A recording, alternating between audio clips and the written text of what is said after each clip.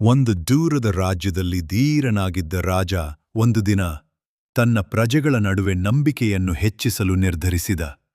ಅವನು ದಿನದ ಆರಂಭದಿಂದಲೇ ರಾಜ್ಯದ ಪ್ರತಿಯೊಂದು ಹಳ್ಳಿಗೆ ಹೋಗಿ ಪ್ರಜೆಗಳ ಸ್ಥಿತಿಗತಿಯ ಕುರಿತು ಮಾತನಾಡಲು ಆರಂಭಿಸಿ. ಹಳ್ಳಿಯೊಬ್ಬ ಬಡ ರೈತನು ರಾಜನಿಗೆ ತನ್ನ ಸಮಸ್ಯೆಗಳನ್ನು ವಿವರಿಸಿದ. ಬಿಸಿಲಿನಿಂದ ಬೆಳೆ ಹಾಳಾಗಿ ಅವನಿಗೆ ಕುಟುಂಬವನ್ನು ಪೋಷಿಸಲು ಕಷ್ಟವಾಯಿತೆಂದ.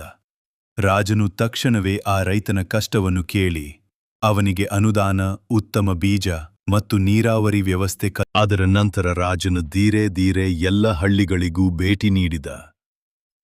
ಪ್ರಜೆಗಳಿಗಾಗಿ ಆಸ್ಪತ್ರೆ, ಶಾಲೆ ಮತ್ತು ತರಬೇತಿ ಕೇಂದ್ರಗಳನ್ನು ನಿರ್ಮಿಸಲು ಪ್ರಾರಂಭಿಸಿದ.